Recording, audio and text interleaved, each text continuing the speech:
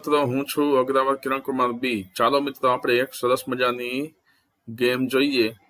રિક્ત સ્થાનમ પૂરયતુ એમાં છઠ્ઠું એકમ છે। અહીં તમે જોઈ શકો છો શિક્ષકનું નામ લખેલું છે, અહીં યુટ્યુબનું ચેનલનું નામ લખેલું છે। આપણે રમત શરૂ કરીએ। રમતમાં પ્રથમ આવે છે અત્ર વિદ્યાલયઃ અસ્તિ ખાલી જગ્યા છાત્રાः સन्ति। તો અહીં ગૃહે, વને, મંદિરે કે વિદ્યાલયે, તો આપણે વિદ્યાલયે ક્લિક કરીએ અને સાચો જવાબ આવે છે એટલે શોભનમ અને સાચો જવાબ એવું લખેલું આવે છે। હવે બીજો પ્રશ્ન જોઈએ, આગળનો પ્રશ્ન। મમ ગ્રામસ્ય જનાઃ ખાલી જગ્યા નિવસન્તિ દૂરે મિલિત્વા પૃથક્ય કલહમ કૃત્વા। તો અહીં જુઓ મિલિત્વા, તો સાચો જવાબ છે એટલે લીલો કલર થઈ જાય છે। હવે આપણે ત્રીજું જોઈએ અત્ર વિદ્યાલયઃ અસ્તિ વિદ્યાલયે ખાલી જગ્યા સन्ति। અહીં આપણે ખોટો જવાબ આપીશું, વિદ્યાલયે ભક્તાઃ સन्ति એવું આપીએ છીએ તો ભક્તાઃ શબ્દ છે એ ખોટો છે, છાત્રાઃ શબ્દ છે એ સાચો છે, એટલા માટે અહીં આ રીતે બતાવે છે। તો મિત્રો તમે પણ મોબાઈલની મદદથી અથવા તો લેપટોપ કે કમ્પ્યુટરની મદદથી આવી જ સરસ મજાની ગેમ ગુજરાતી, હિન્દી, અંગ્રેજી કોઈ પણ વિષયની બનાવી શકો છો। કઈ રીતે બનાવી તે હવે આપણે જોઈએ। તો હવે હું આ ગેમને બંધ કરું છું અને આપણે કઈ રીતે આ ગેમ બનાવીએ એ આપણે જોઈશું। આપણે ગુજરાતી વિષય લઈશું। તો એના માટે સૌ પ્રથમ મિત્રો આપણે એક તો ગૂગલમાં જવું પડશે। ગૂગલમાં જઈશું અને જેમિનાઈ એને આપણે ઓપન કરવાનું છે। જેમિનાઈમાં સૌ પ્રથમ તો આપણે આપણું અકાઉન્ટ છે એ લોગિન કરવાનું રહેશે। જેમિનાઈમાં અકાઉન્ટ આપણું લોગિન થઈ ગયા પછી આપણે અહીં આ તમે જોઈ શકો છો ડાબા હાથ બાજુ ન્યૂ ચેટ એવું લખેલું છે, એ ન્યૂ ચેટમાં આપણે જઈશું એટલે આ પ્રમાણે ઇન્ટરફેસ ખુલશે। અને હવે આપણે જે ગેમ બનાવવાની છે એના માટે મેં એક અગાઉથી જ પ્રોમ્પ્ટ લખીને રાખેલ છે, એ પ્રોમ્પ્ટને હું અહીં કોપી કરીને પેસ્ટ કરું છું। મિત્રો આપણે આ પ્રોમ્પ્ટ આ રીતે મેં લખેલો છે એ હું તમને વાંચીને સંભળાવું છું। તમે આમાં જે કાંઈ પણ વિગત જોઈતી હોય તે લખી શકો। જેમ કે આપણે જેમિનાઈને પ્રોમ્પ્ટ આપીશું કે હું તમને ધોરણ 6 વિષય ગુજરાતી એકમ 15મું ₹2 એની એક PDF આપું છું। તમારે તેમાં પાઠ અને સ્વાધ્યાય પરથી નીચે મુજબની વિગતો સામેલ હોય તેવી મોબાઈલ કે કોમ્પ્યુટર બંનેમાં ચલાવી શકાય તેવી એક ઇન્ટરેક્ટિવ ક્વિઝ ગેમ બનાવી આપવાની છે। આ રીતે મેં એને પ્રોમ્પ્ટ આપેલ છે। હવે એમાં આપણે શું શું જરૂર છે તો એ વિગતો પણ મેં લખેલી છે। સૌથી ઉપર હેડરમાં મારી શાળાનું નામ શ્રી નીલગિરી પ્રાથમિક શાળા જામનગર અને શિક્ષકનું નામ અગ્રવાલ કિરણ કુમાર બી લખેલ હોવું જોઈએ। તેની નીચે ઇન્ટરેક્ટિવ ક્વિઝ ગેમનું નામ વિષય ગુજરાતી ધોરણ 6 એકમ 15મું ₹2 એવું લખેલ હોવું જોઈએ। આ ઇન્ટરેક્ટિવ ક્વિઝ ગેમમાં તમારે વિભાગ 1 પ્રશ્નોત્તર, વિભાગ 2 ખાલી જગ્યા, વિભાગ 3 શબ્દાર્થ, વિભાગ 4 રૂઢિપ્રયોગનો અર્થ આપો અને શબ્દ સમૂહ માટે એક શબ્દ આપો। આવા 4 વિભાગ માટે MCQ બનાવીને આપવાના છે અને દરેક વિભાગમાં 5-5 પ્રશ્નો હોવા જોઈએ। ત્યારબાદ ઇન્ટરેક્ટિવ ક્વિઝ ગેમમાં સાચા જવાબ માટે લીલો રંગ અને ખોટા જવાબ માટે લાલ રંગ બતાવો। દરેક વખતે પ્રશ્નો અને વિકલ્પોનો ક્રમ બદલી જવો જોઈએ। વિભાગના અંતે સ્કોર આપવાનો। દરેક વિભાગમાં બધા જવાબ સાચા હોય તેના માટે ફૂલ વરસાવવા। સમય મર્યાદા રાખવી નથી અને આ ક્વિઝ ગેમ માટે બેકગ્રાઉન્ડ છે એ બાળકોને આકર્ષે તેવું રાખવું। તમે આમાં બીજી પણ વિગતો ઉમેરી શકો। તો આ પ્રોમ્પ્ટ છે એ હું અહીં પેસ્ટ કરી દઉં છું। મિત્રો આની ખાસિયત એ છે કે આપણે ગુજરાતીમાં પણ બોલીએ અથવા લખી શકીએ છીએ। હવે આપણે આને પ્રોમ્પ્ટ આપી દીધો છે ને હવે અહીંથી આપણે એડ ફાઇલ્સમાં જઈને જે જગ્યાએ આપણે PDF રાખેલ છે, અહીં આપણે આપેલું જ છે કે ₹2ની એક PDF મતલબ એકમ છે ₹2 એની એક PDF આપું છું। તો આ PDF ફાઇલ અહીંથી આપણે અપલોડ કરી શકીએ અથવા તો સીધી જ કોપી પેસ્ટ પણ કરી શકીએ છીએ। અહીં અત્યારે આપણે અપલોડ ફાઇલ્સમાં આપણે જઈશું અને ત્યારબાદ મેં આને ડેસ્કટોપ ઉપર રાખેલી છે। ડેસ્કટોપ ઉપર તમે જોઈ શકો છો અહીં આપેલું છે +5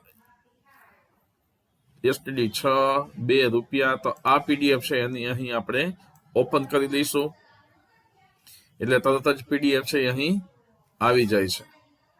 જો મિત્રો આ PDF છે અહીં આવી ગયેલ છે અને હવે આને આપણે આ બધો જે પ્રોમ્પ્ટ આપેલ છે એના માટેની સૂચના જે આપેલી છે એ કર્યા પછી આપણે સબમિટ ઉપર ક્લિક કરીશું.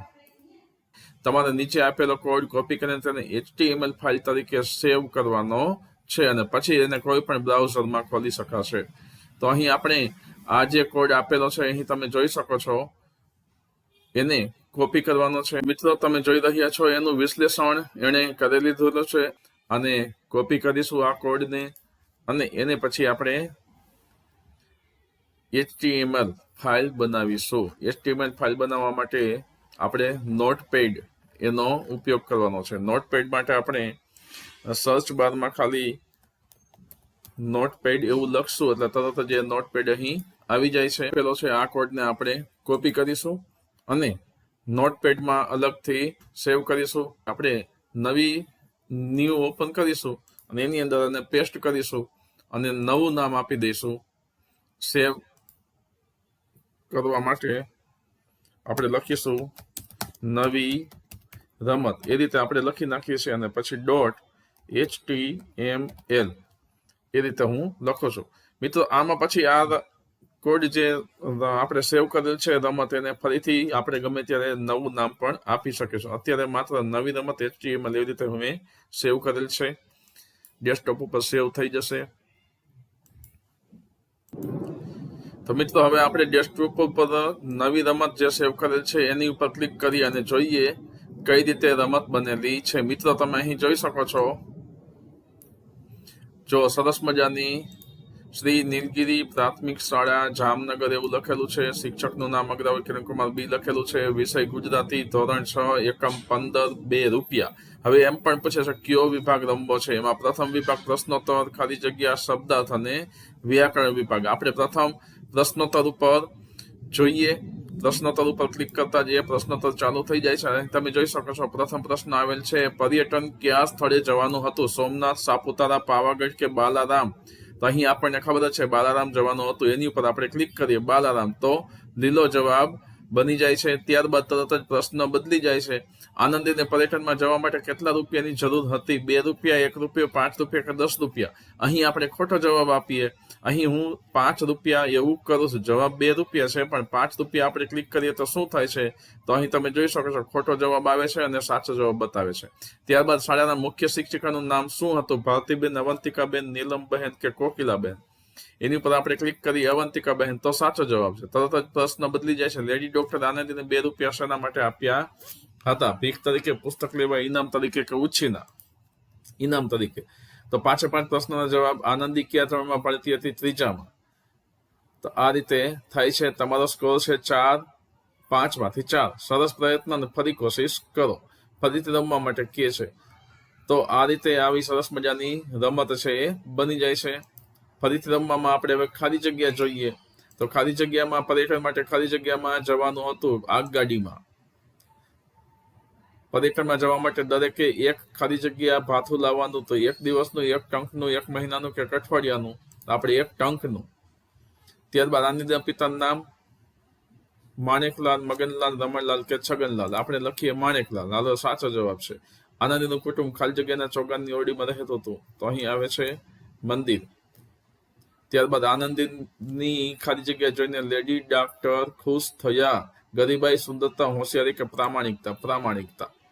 તો આપણે જો પ્રામાણિકતા એટલે મતલબ 5 જવાબ સાચા છે તો તરત જ ફૂલોનો વરસાદ વરસ્યો છે એવી પણ આપણે એને સૂચના આપેલી હતી. તો આ રીતે તમે આવી સરસ મજાની રમત છે એ બનાવી શકો છો.